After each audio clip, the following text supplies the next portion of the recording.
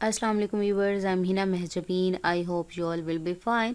आज मैं आपके साथ शेयर करने वाली हूँ MGT 201 फाइनेंशियल मैनेजमेंट के क्विज़ नंबर 1 का सॉल्यूशन, जिसके हैं 20 क्वेश्चंस।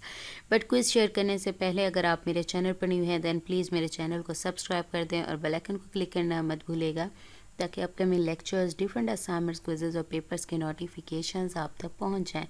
लाइक भी कीजिएगा, शेयर भी कीजिएगा। ओके जी, let's start from today's quiz. अच्छा जी, ये सेट नंबर 1 है। दूसरा क्विज़ भी है सेट यानी 20 और MCQs भी हैं, वो भी अपलोड करूँगी। ओके जी। Question number 1 is what will be the future value of 10,000 invested at the rate of 8% compounded annually for the period of 2 years. आप फ्यूचर वैल्यू का फॉर्मूला मेरे नोट्स में भी है, मैंने जो लेक्चर्स अपलोड किए हैं वहाँ से फ्यूचर वैल्यू का आप फार्मूला निकालें। यहाँ पर अमाउंट यानी प्रिंसिपल है आपके पास, आर ये गिवन है, आपके पास ईयर्स यानी टाइम गिवन है, इसे एन लेंगे। उसमें पुटिंग करके जब आंसर निकालते हैं, क्योंकि मेरे पास टाइम नहीं है तो मैं यहाँ पर सॉल्व नहीं करूँगी, जस्ट आपको बता रही हूँ। मेरे ही नोट्स में देख लें, फ्यूचर वैल्यू का जो फार्मूला है उसमें पुटिंग करके मैंने ये बता दिया। ठीक है, ये अमाउंट है आपके पास और ये आपके पास आर होगा, यानी ये प्रिंसिपल आपके पास आ गया और ये आर है आपके पास और ये टाइम है, एन ले लोगे। तो इसकी पुटिंग करके आंसर निकालें तो आपके पास 11,600 आंसर आएगा। ठीक है, फ्यूचर वैल्यू का फॉर्मूला निकालो। नेक्स्ट हमारे पास, अच्छा ये चीज़ अमाउंट क्या थी, ए future value, what will future invested. ठीक है, अच्छा जी प्रेजेंट वैल्यू है ये, हाँ ये प्रेजेंट वैल्यू गिवन थी। नेक्स्ट है the formula to calculate equivalent rate of interest is where R is the annual interest rate and N is the number of compounding period in a year. Answer is this, equivalent rate is equal to 1 plus r raised to power 1 by n minus 1 multiply 100। ये है answer. और काफ़ी सारे questions in 2 sets में repeat भी हुए हैं, और भी अगर आपके पास क्विजेज आ जाते हैं तो आपकी काफ़ी अच्छी प्रिपरेशन हो जाती है। The formula to calculate simple interest is principal amount multiply interest rate multiply time. ये आंसर है। ठीक है, नेक्स्ट आ जाएं question number 4। Dividing the total डेब्ट और equity capital into smaller pieces the value of one piece is called the par value. Answer is par value. ठीक है, तो नेक्स्ट आ जाओ। Question number 5 is in constant growth model dividend growth rate remains constant but the amount of dividend earned in each year में very, यानी वो change होती रहती है, जस्ट उसका जो रेट होता है वो कांस्टेंट रहता है। Question number 6 is when a business purchase some goods और services on credit it results in, वो था अकाउंट्स पेएबल होते हैं, यानी कभी ना कभी आपने इसको पे बैक करना होता है, लेकिन यहाँ पर नहीं था तो मैंने इसको चूज़ किया। None of the given option is correct. ठीक है, नेक्स्ट है हमारे पास question number 7। Bonds that are issued for infinite period of time are called perpetual bonds. Okay, next question number 8 is the sinking fund balance increases with time because amount of interest earned on the balance increases with time। ठीक है, ये हो गया। Question number 9 is if we keep on decreasing the compounding period to shorter and shorter period that the interest rate will reach to its maximum effectiveness, this process will be called continuous compounding।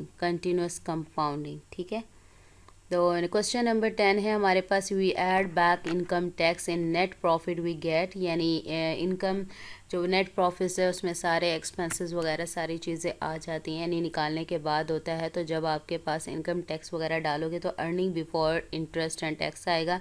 अच्छा, इसमें मुझे थोड़ा सा doubt था, इसका ये भी आ सकता है अर्निंग बिफोर टैक्स या earning before interest and tax आ सकता है, इन दोनों में से कोई आ सकता है, लेकिन मुझे ज़्यादा जो लग रहा था मैंने वो लगाया, क्योंकि मैं जब सर्चिंग कर रही थी तो ये निकल रहा था EBIT, EBIT। The nominal interest rate is 8% and it is to be applied semi-annually मतलब साल में 2 बार। basis what will be the equivalent rate of interest, आपने क्या करना है, इक्विवेलेंट रेट ऑफ इंटरेस्ट का फॉर्मूला लगाना है। ठीक है, अ स्मॉल आर यहाँ पर गिवन है, ये एन गिवन है, आप हैंडआउट्स में मेरे जो लेक्चर्स हैं वहाँ पर आप लोग जो है देख सकते हो इक्विवेलेंट रेट ऑफ इंटरेस्ट का फॉर्मूला। फिर जिसे सॉल्व करने यानी आप इसे नॉमिनल रेट जो गिवन है इंटरेस्ट रेट नॉमिनल ये आर है ये, ठीक है। तो सेमी एनुअली की बात हुई है यानी एन आप 2 ले लोगे और इसको सॉल्व कर लोगे। सॉल्व करने के बाद आंसर आता है 3.92%। 3.92%। Okay, ji question number 12 is the formula to calculate ERI effective rate of interest is where R is the nominal rate and M is the number of compounding periods in a year is answer equal है ERI is equal to 1 plus R by M raised to power M minus 1 multiply 100। Answer is this. ये repeat हुआ था, ठीक है, दूसरे set में भी ये आया था। ये 2-3 ऊपर जो फॉर्मूलाज वाले हैं ये प्रीवियस में भी आए हैं। Degree of external financing maintained by a company can be accessed through liquidity ratio, ठीक है, liquidity ratio। Question number 14 is if net sales of a company is this year net profit given है, average assets are given है, then asset turnover ratio will be given as। Okay जी, question number 14 is if net sales company given है, आपके पास net sales है, net profit given है, average assets भी given है, देन आपने एसेट टर्नओवर रेशो फाइंड करनी है। आप इंटरनेट से भी अगर सर्च कर लो तो एसेट टर्नओवर रेशो उसका फॉर्मूला आ जाएगा। आई थिंक वो फॉर्मूला था net sales divided by average assets, यानी इस वैल्यू को आपने इस पर डिवाइड करना है और आंसर आएगा 3 टाइम्स, ठीक है, 3 times.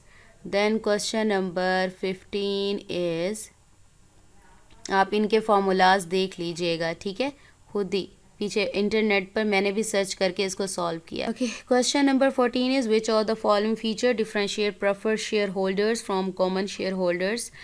Answer is all of these. The dividend distributed to prefer shareholders are predetermined, यानी पहले से डिसाइडेड होते हैं क्योंकि उनको फिक्स्ड रेट मिलता है। The preferred shareholders have the first right to receive dividend, first right है, यानी बाद में जो बचता है फिर कॉमन शेयर होल्डर्स को मिलता है। The prefer shareholders have priority claim in liquidation, यानी पहले ही प्रेफर शेयर होल्डर को दिया जाता है, यानी ऑल ऑफ दीज। तो ये हमारा ऑल हो गया। Okay, question number 16 is shorter period compounding increases the dash of interest rate effectiveness. Answer is effectiveness. Next है question number 17. Okay ji, which one of the following dividend discount models assume that retention ratio profit of a company keep changing? Answer is growth in stage model. Growth in stage model. Okay, next question number 18 is which one of the following dividend discount model assume that all profit earned by a company is distributed as dividend? No growth model या constant dividend model जो है उसमें ये कहा जाता है, assumption है। तो यहाँ पर आई थिंक नो तो नहीं लिखा हुआ था, ये ज़ीरो ग्रोथ मॉडल था तो मैंने इसको सिलेक्ट किया है। वैसे कांस्टेंट डिविडेंड मॉडल भी कहते हैं उसे। नेक्स्ट आ जाओ question number 19। The value that represents one segment of a business rather than the overall business is known as breakup value. Breakup value.